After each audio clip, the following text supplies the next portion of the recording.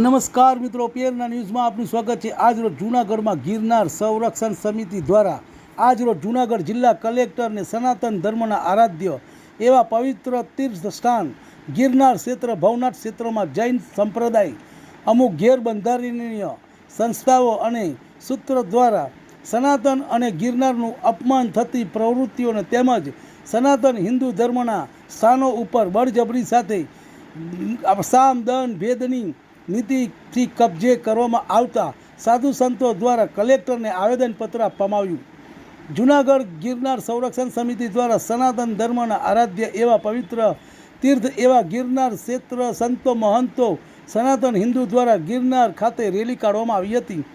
સીતાવનની બંને દરવાજાની બંને સાઈડમાં બિનઅધિકૃત રીતે જંગલ વિસ્તારની હદમાં 2 ડેરી બનાવવામાં આવેલ છે।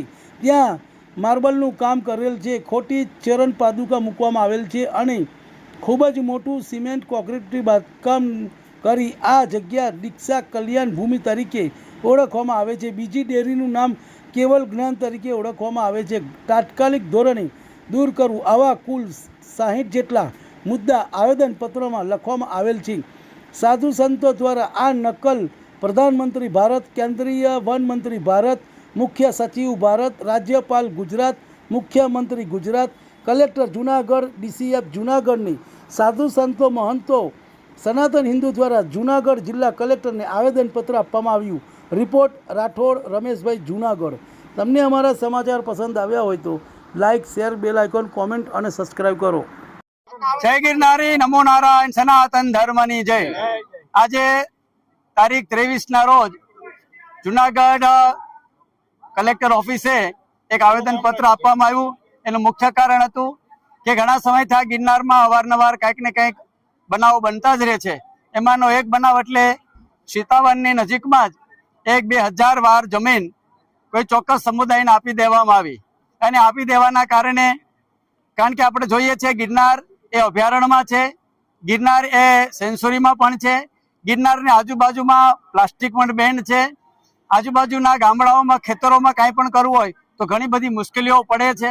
આવી ઘણી બધી સમસ્યાઓ છે, છતાં 2000 વાર જમીન કેવી રીતે અપાણી, કોના માધ્યમથી અપાણી, કયા હેતુથી અપાણી, કોણે આપી, શા માટે આપી, આ બધા પ્રશ્નો લઈને ગિરનારમાં રહેતા તમામ સાધુ સંતો અને આજુબાજુમાં રહેનાર સંતો અને જૂનાગઢની સનાતન ધર્મપ્રેમી જનતા કે જ્યારે સનાતનની વાત કોઈ આવે અને કાંઈ પણ જમીન જોતી હોય તો એ મળતી નથી, તો આ 2000 વાર જમીન કેવી રીતે મળી, એ વિષયને લઈ અને આજે કલેક્ટર સાહેબને આવેદનપત્ર આપ્યું છે। અને આવેદનપત્રમાં તમામ સાધુ સંતો, જૂનાગઢની ધર્મપ્રેમી જનતા, તમામ સંપ્રદાયો લઈને બધાય કોઈ પણ ભેદ વગર જે સનાતનને માનનારા છે બધામાં જોડાયા છે। કારણ કે અવારનવાર ઘણા બધા પ્રશ્નો છે, પછી દત્તાત્રેય ભગવાનનો પ્રશ્ન હોય, નિર્માણ લાડુનો પ્રશ્ન હોય, એ કુંડોનો પ્રશ્ન હોય, જંગલનો પ્રશ્ન હોય, ગોરખનાથ ટૂંકનો પ્રશ્ન, આ ઘણા બધા પ્રશ્નો આપણે બધાએ જોયા છે, અવારનવાર બનતા રહે છે।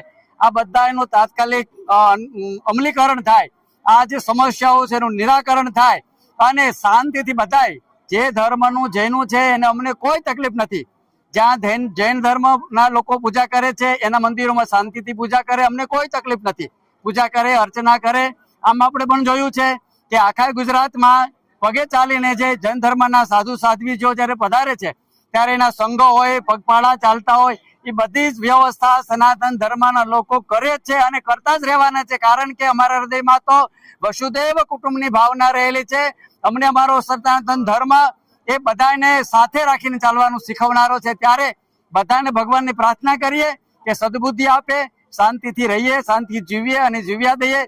દરેકને પોતાના ધર્મ અનુસાર પૂજા કરવાનો અને જીવવાનો અધિકાર છે, એમાં કોઈને તકલીફ નથી। પણ આ જે અન્યાય થયો છે, જે જમીનો મળી છે એ ક્યારે પણ ચાખી લેવામાં નહીં આવે। જો એક વ્યક્તિને આ જમીન આપવામાં આવે તો દરેકને આપવામાં આવે, કારણ કે ગિરનારમાં તો બધાને સાધના અનુષ્ઠાન કરવાનો શોખ હોય છે, તો બીજા ધર્મના લોકો પણ માંગણી કરશે તો બધાને જ આપે, અને જો ન આપે તો કોઈ ના આપે। બધા માટે એક નિયમ, એક ન્યાય ને એક સરખી વ્યવસ્થા હોવી જ જોઈએ, આ અમારી માંગણી છે। જય ગિરનારી, નમો નારાયણ। એક પ્રશ્ન છે, હુકમ રદ નહીં થાય તો પછી આગળ શું કરીએ? હુકમ રદ નહીં થાય તો ગિરનાર બચાવો સમિતિ દ્વારા જે આજનું આંદોલન છે એ સાથે બેસી અને અમે ચર્ચા વિચારણા કરશું, બધા સંતોનો અભિપ્રાય લેવું, ધર્મપ્રેમી જનતાનો અભિપ્રાય લઈ અને પછી આગળની રણનીતિ અમે ઘડશું। 1 મહિનાનું